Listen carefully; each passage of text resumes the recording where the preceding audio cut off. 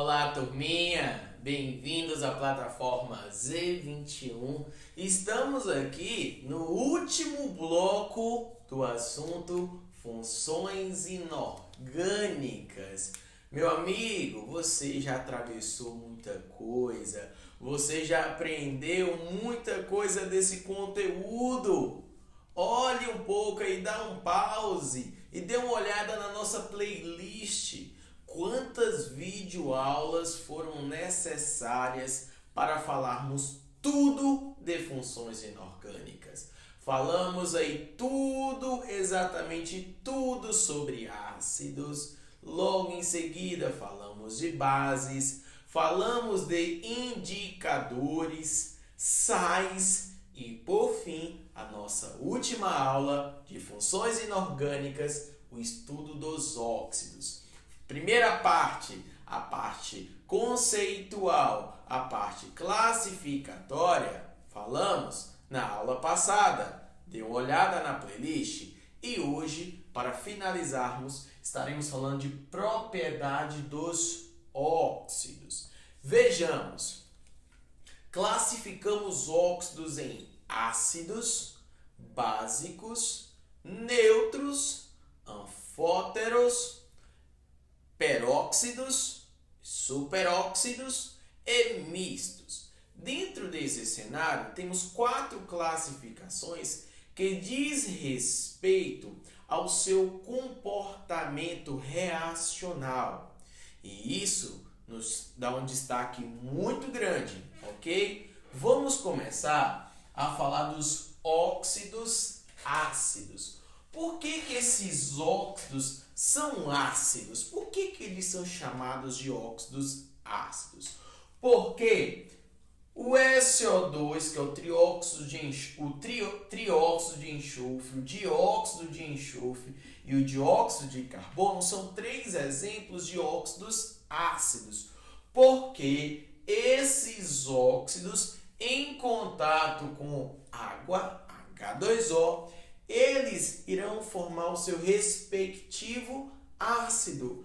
Ácido sulfúrico, ácido sulfuroso e ácido carbônico. São 3 ácidos que são formados quando há combinação de 3 diferentes óxidos.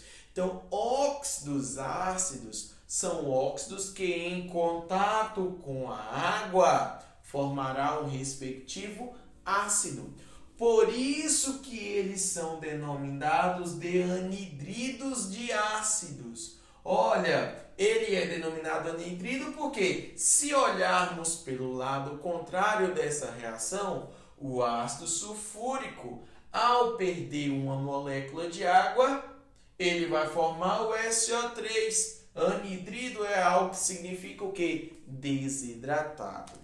E nessa mesma ideia, turma, está aqui a explicação do fenômeno chuva ácida. Vejamos, qual a explicação do fenômeno da chuva ácida? Gases que são emitidos na queima de combustíveis fósseis, como o SO3, óxidos de enxofre, o CO2 e óxidos de nitrogênio de maneira geral, em contato com o vapor de água que se encontra na superfície, forma-se ácidos. A água da chuva, por si só, ela já é levemente ácida por conta da altíssima concentração do CO2, ok? Está aqui uma explicação mais completa a respeito disso. E uma outra observação. Se você identificou que se trata de um óxido ácido, você sabe que esse óxido, olha, o mesmo CO2, o mesmo SO3, óxidos ácidos em contato com uma base. Olha, opa, o professor aqui cometeu erro ao vivo, mas a ponto de ser consertado. Coisas que acontecem no ao vivo. Veja bem, o CO2 em contato com o hidróxido de cálcio formará o carbonato de cálcio. Olha, o SO3 em contato com a água, com o hidróxido de sódio NaOH, formará o sulfato de sódio. Veja bem, um óxido ácido em contato com uma base, de modo geral, formará sempre como produto um sal mais água. Então, esses são dois comportamentos típicos dos óxidos ácidos. Reação com água forma o seu respectivo ácido. Reação com a base formará sal mais água. Beleza? Professor, e como é que eu identifico um óxido ácido? Porque eu sei agora como que ele se comporta em uma reação, mas como que eu identifico? Então, pause. Volte na nossa aula anterior, que tem lá as diferentes maneiras de se classificar e identificar um óxido ácido. Em seguida, os óxidos básicos. Olha, os óxidos básicos seguem um comportamento idêntico aos dos óxidos ácidos. De que maneira? Um óxido básico em contato com a água formará a sua respectiva base. Olha, o óxido de sódio mais H2O formará o hidróxido de sódio, famosa soda cáustica. O óxido de cálcio mais H2O formará o hidróxido de cálcio. Então veja bem, uma formação de bases, ok? A partir dos seus respectivos óxidos. E temos um comportamento similar também quando um óxido básico reage com um ácido. Se aqui um óxido ácido, ao reagir com uma base, forma sal e água, aqui também não é diferente. Olha, o óxido de cálcio, ao reagir com um ácido carbônico, formará o carbonato de sódio mais água.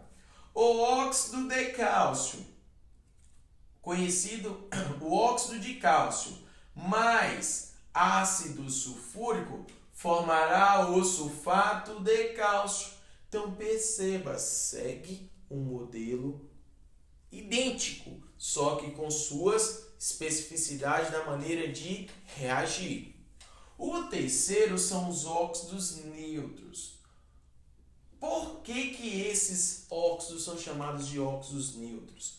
Porque eles não reagem de maneira similar, dificilmente vai reagir com água, dificilmente vai reagir com ácido, ou dificilmente, posso dizer a vocês, posso afirmar que ele não reage com água, com ácido e com base.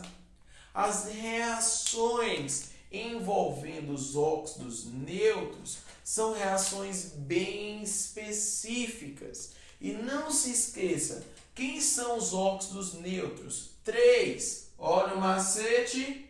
N2O no CO. E as suas reações são bem específicas. Como discutimos na aula passada, o CO, por exemplo, o monóxido de carbono, que é formado na combustão incompleta, na queima incompleta de um combustível fóssil, ele tem uma alta afinidade, ele consegue se ligar, ele consegue reagir com a hemoglobina, formando o que chamamos de carboxihemoglobina. São reações bem específicas, tá bom? E para finalizarmos, os óxidos anfóteros. O próprio nome já faz você pensar. Óxidos anfóteros são óxidos que têm caráter duplo. São óxidos que são capazes de reagir tanto com um ácido forte quanto com uma base forte e formar produtos diferentes. Então ele tem essa dualidade. Anfi, uma palavra que significa o que? Dualidade, capacidade de reagir tanto com ácido quanto com base. Um exemplo que temos é a reação envolvendo o óxido de zinco, que é capaz de formar produtos diferentes a partir de uma reação com ácido e a partir de uma reação com uma base. Um ácido forte e uma base forte. Então, nesse cenário dos óxidos, não falamos de solubilidade, por quê? Estamos falando de compostos solúveis em água em sua maioria. Não mencionamos força, diferente do que falamos de ácidos, de bases. As propriedades que nos chamam a atenção a respeito do estudo dos óxidos é justamente a sua característica em reagir de modo particular dentro das suas respectivas classes, tá bom? Então, encontro você na nossa próxima aula, onde vamos resolver agora questões de funções inorgânicas do Enem, tá bom? Um beijo, um abraço e fique até a próxima.